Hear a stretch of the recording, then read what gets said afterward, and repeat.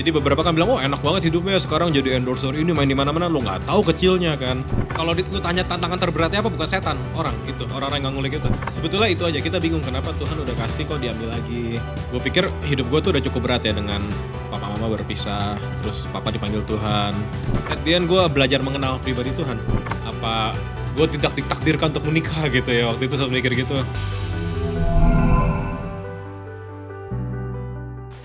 Ada nggak awal-awal tantangan, pas awal-awal pelayanan, tantangan dalam pelayanan gitu? Banyak. Mungkin spesifiknya karena masih kecil. Jadi gue nggak tahu sekarang gimana ya. Mungkin sekarang perubahan zaman sudah lebih baik. Tapi kalau dulu tuh anak kecil agak diremehin gitu kan.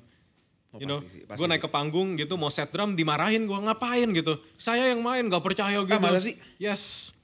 Gue pernah waktu itu mestinya main di salah satu konser penyanyi, gue gak kesebut nih namanya, orangnya baik banget.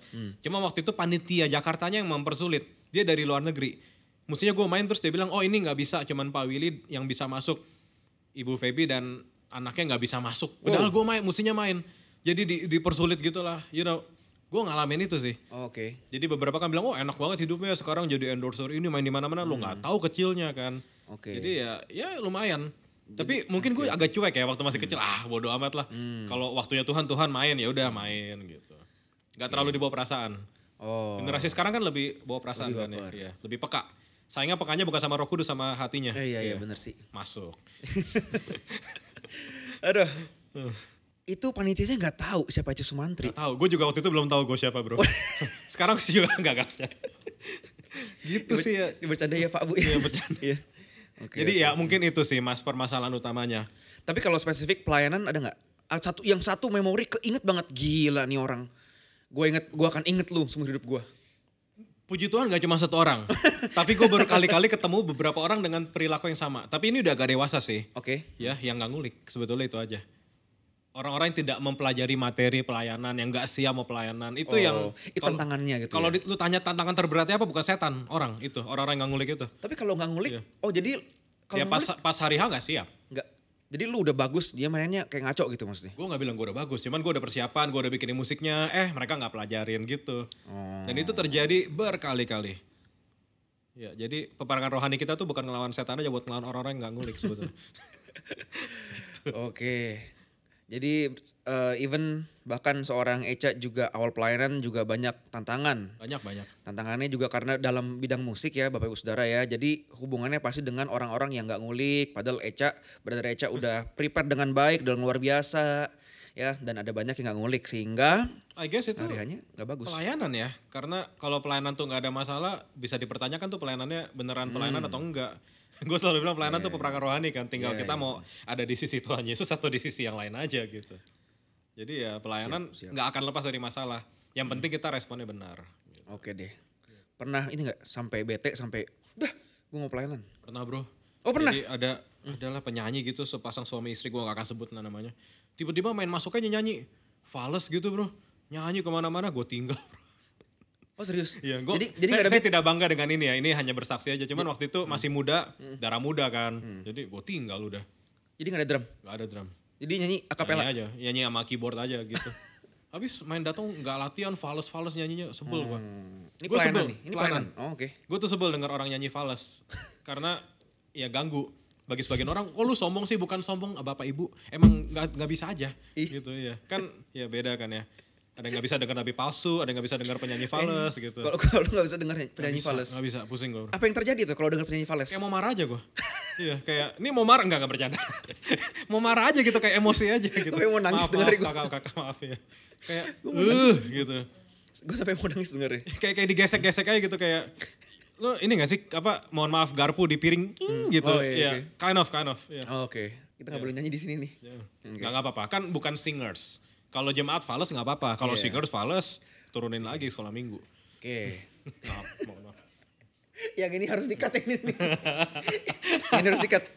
Oke, tapi ini udah mengenal pribadinya Brother Echa segala macam, backgroundnya. Nah mungkin kita akan masuk ke dalam hubungan marriage life dan spiritual journey-nya Brother. Nah mungkin untuk Bapak Ibu Saudara yang belum tahu, Brother Echa ini istrinya lagi mengandung. Congrats Brother, congrats. Ya, udah gitu. berapa lama? 4 bulan. 4 bulan ya? Yap.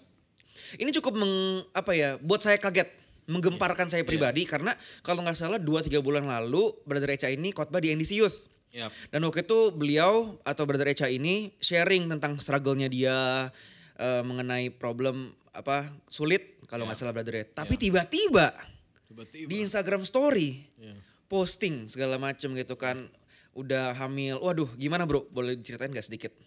Waktu kita ketemu itu jujur gue lupa tuh udah isi atau belum ya. Lupa jujur apa udah tapi baru awal ya. Jadi ya memang it's a miracle. So ya bersyukur sih. Bersyukur banget karena actually di awal tuh kita gak pernah minta-minta. Minta ke Tuhan punya anak gitu maksudnya? Kita tunggu waktunya Tuhan aja. Tapi kan dikasih gagal. Dikasih gagal sampai 4 kali. Kita tuh bingung. Oh 4 kali gagal? 4 kali. Maksudnya gagal itu adalah? Keguguran. Oke. Ya jadi ini cerita puji Tuhan udah lebih ringan. Kalau ini 2 tahun yang lalu sih gue kayak gak kuat ngomong sih. Jadi puji Tuhan udah lewat. Dan ya sebetulnya itu aja. Kita bingung kenapa Tuhan udah kasih kok diambil lagi. Jadi gue pikir hidup gue tuh udah cukup berat ya dengan papa mama berpisah, terus papa dipanggil Tuhan. Jadi bapak udah gak ada ya? Udah gak ada. Jadi gue pikir kayaknya cukup deh beban-beban kehidupan nih. Abis nikah nih udah indah semuanya, tapi ternyata Tuhan izinkan beberapa lembah lagi. Jadi ya dulu gak ngerti, tapi sekarang mulai makin ngerti. I mean Tuhan Yesus yang penuh kasih, Tuhan Yesus yang sempurna kasihnya, ternyata bisa mengizinkan pencobaan atau kesedihan sebesar itu juga ya. Jadi puji Tuhannya gue cukup waras untuk tidak menyalahkan Tuhan. Tapi jujur di momen itu berat. Kan ada yang bilang, gak boleh nanya kenapa sama Tuhan. Buat gue sih boleh aja, tanya aja. Kita kan anaknya tanya apa aja sama Bapak kenapa kan. Gitu kan. Iya, yang penting gak kurang ajar, yang penting gak menghujat Roh Kudus. Ngomong aja tanya. So gue tanya dan gue gak ketemu jawabannya again, gak spesifik dapat jawabannya, tapi at the end gue belajar mengenal pribadi Tuhan. You know, Tuhan yang penuh kasih mengizinkan juga kok seperti itu. Gue mulai baca kisah Hana tuh mamanya Samuel mulai hidup buat gue tuh. Baca mamanya Yohanes Pembaptis tuh mulai hidup. Wah kayak gini ya, gue baca tuh mau nangis gitu. Karena gue ngebayangin istri gue kan ya. Anyway tahun ini akhirnya kita memberanikan diri untuk program. Tapi kondisinya nggak yang terbaik juga. Kenapa tuh? Masih banyak lah masalah, bukan yang gak mau cerita, cuman gue jujur agak lupa juga apa gitu masalahnya. Gue ada masalah, istri juga belum perfect, isi. Jadi kayak emang Tuhan mau kasih tahu ini mujizat gitu. Jadi kita gak bisa bermegah diri sama sekali. Tapi kita doakan ya bro ya. Amin. Supaya sampai hari H lancar, anak ini boleh lahir, jadi berkat bagi banyak orang. Dan lu dan istri menjadi orang tua yang luar biasa. Yang pasti kita ajak ke NDC CP nanti. Biar dia lihat gedung papa mamanya diberkati kan. Di situ. Dulu nikah di situ. Sebelum jadi gereja enggak percaya, udah jadi gereja, Bro. Oh iyalah, dulu orang kita kan gereja pertama di Central Park kan. Oh siap. Kok tahu sih? Kok lu tahu sih? Ngasal aja enggak tahu. Oh tahu. Oh dari mana? Tahu dari ini, Bro. Enggak Ilham, Bro. emang tahu lah. Udah, nih aduh hati-hati harus kita ajak nanti. Nih papa mama harus hati-hati nih. Harus hati-hati.